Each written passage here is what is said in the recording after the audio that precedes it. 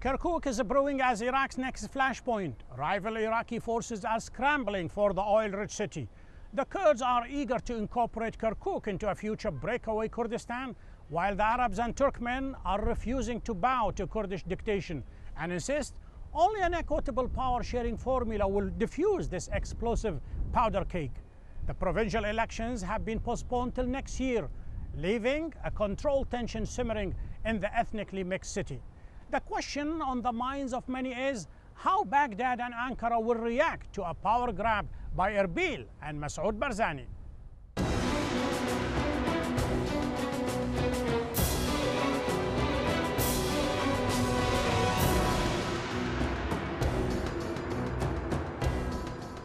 To discuss the volatile situation in Kirkuk and how it might complicate the entire political situation in Iraq, I'm delighted to welcome here in Istanbul former Turkish diplomat Ambassador Özdem Samberk and Iraqi author and journalist Nermin al-Mufti, and from Arbil, Mohammad Ihsan, the KRG Minister for Extra-Regional Affairs.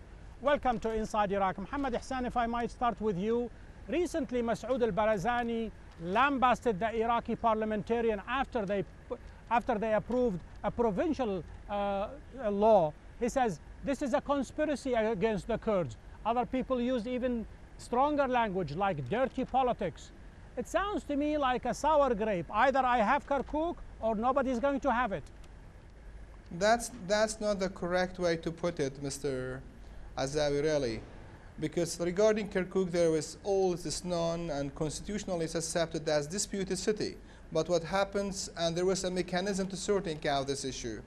But what happens in regarding professional laws, it is part of our young democracy and dirty politics, as you mentioned. But if we go back to the law, professional law, and the problem which started regarding Kirkuk, it was the last chapter of the problems regarding professional laws. Provincial law in the country, because we had so many problems, but unfortunately it ends up on Kirkuk's issue. The Kurdish bloc, as soon as they realized that this is going to be a secret ballot, you know, they walked away from parliament. Is this a way to put your point across? Because this is, first of all, secret ballot is not adapted by Iraqi parliament, and it's against constitution. Second, it was not prepared because Iraq is built after 2003 in political consensus. If Kurds block it out, which means there will be no law. And for example, if Kurds wants to do something, Arabs wanting some Sunni Arab or Shia Arab or Turkmen, they went out of the whole of the parliament, there will be problem. This is why we were working forward to have political consensus. But what happens during that law, it was a plot. He says it's a plot. He repeats the same exact word as Masoud Barzani. There is a conspiracy. 127 Iraqi parliamentarians, somehow with daggers behind, they conspired against the Kurds. How do you look at it? Excuse me, Mr. Ihsan, President Talabani vetoed the provisional elections law, not because there are many another conflict or disputed things in it. Mahmoud Uthman, 2 weeks before adopting the law, he told in a press conference, and then in a presser, he said President Talabani is ready to veto any law is going regarding Kirkuk. So there are a Kurdish collective works to veto the law. Back to the plot, I think the Kurdish leadership were the first leaderships in Iraq after under the occupation, and after April 03, they said we should never speak again the theory of conspiracy or the theory of plot. In which way you are speaking about that? Do you think that 127 parliamentarians representing more than You asked the question, let him answer it. Go ahead, Mohammad Ihsan. What do those 127 parliamentarians have against the Kurds? It's not having against the Kurds. Sometimes you miscalculate, or this is normal in democracy process. To vote for a law, it's democracy, and to veto, it's a democracy as well. Really, but it was mismanaged. We have to get back to the political consensus to sort out any problem in the country. Let me engage Ambassador Özdem here. You can see from the heated exchange between two Iraqis that Kirkuk is such a volatile issue. Let me repeat here what the Iraqi deputy Prime Minister Barham Saleh said. He says, Kirkuk is so important, Kirkuk is so precious, we have to get it right. In your opinion, as a Turk and as a diplomat, what happens if everybody gets Kirkuk wrong? Well, first of all, let me say that I'm very glad to hear that the democracy is going on in Iraq, because even if the debates are heated debate, it is when there is a debate, there is democracy. But at the same time, people are waving the gun, people are waving the threats, you know, on both sides, on all sides. Because everyone in Kirkuk, all the ethnic groups feel very strongly on Kirkuk, and this is understandable. But let me say something about what you mentioned, Mr. Barham Saleh. He is a very distinguished statesman in the Middle East. He contributed a lot to the stability after 2003, both in the Iraqi stability. He is the sound of reason.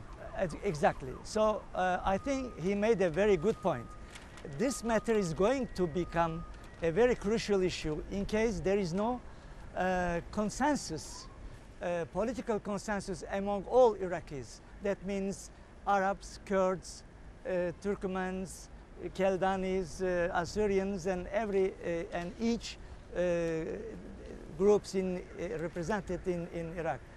But in order to dissipate all misunderstanding in relation to Turkish position, I must say very clearly this: Turkey has no any other interest than seeing a prosperous and stable Iraq and northern Iraq, because when there is stability and security in the northern part of Iraq, there is stability and security in Turkey. On the contrary, when there is instability and insecurity, we are adversely affected. So Turkey is a stakeholder of Iraqi stability in general and northern Iraq stability and security in particular. Having said that, Ambassador, the Iraqis somehow they came together, Mohammed Ihsan, back in March of this year. They agreed on a formula in order to share power in Kirkuk. 32% is going to go to the Arabs, 32 is going to go to the Kurds, and 32 is going to go to the Turkmen, and the rest is going to the Kaldo-Assyrians. That agreement that was sanctioned by the President Jalal Talbani, Condoleezza Rice paid a special visit to Kirkuk to bless this agreement. Tell me and explain to the viewers, why was it that the Kurds somehow they reneged on that agreement and they said, we don't want it anymore? This is also, it's not correct. We will, because the initiative is coming from President of Iraq, from Jalal Talabani, who is Kurd, with the blessing of all partners of the game, but there was the consequences and the implementation of this methodology, of this formula, it was wrong. What has been said that 32, 32, 32 plus 4 for each community, it should go to public services or the public employees who are running or who are part of local government, which is we are happy with that and we are looking forward for that. But it's not democratic and it's not legal to say that this 32, 32, 32 for formula is go to legislative body, because it's not democratic way. That was, we were again the legislative body, but not for the executive body. It's a correct way, we don't mind. Let me hear from Nermeen. Is that how it happened? What happened exactly from your point of view? It was President Talabani himself when he came to Kirkuk after Rice paid a visit to Kirkuk. He gave tons of promises to Arabs and Turkmens and killed the Syrians in Kirkuk, and no promise was achieved. Again, this 32, 32, 32 plus 4 was proposed by many Turkmen parties, political parties, and many Arab personalities. I am interested more why the deal did not go through. What I think, and I'm sure of that, because what happened in 22nd of July, what I'm sure of that the Kurds want, the Kurd leaderships, not the Kurds people, the Kurds want to play a time game. They try to calm the communities in Kirkuk. They try to calm Rice after she was in Kirkuk, because she was very straightforward, speaking to them they should solve the Kirkuk issue.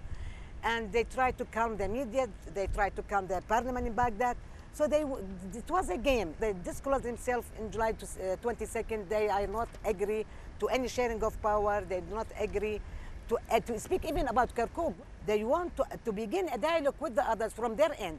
Narmeen Al-Mufti, we will take a short break now. When we come back, we are going to ask Mohammed Ihsan to answer the charges that the Kurds are creating facts on the ground in Kirkuk in order to grab it at the end. Stay with us. Turkey will not sit idle if the Iraqi Kurds have control over the oil-rich city of Kirkuk. Recep Tayyip Erdogan, Turkish Prime Minister.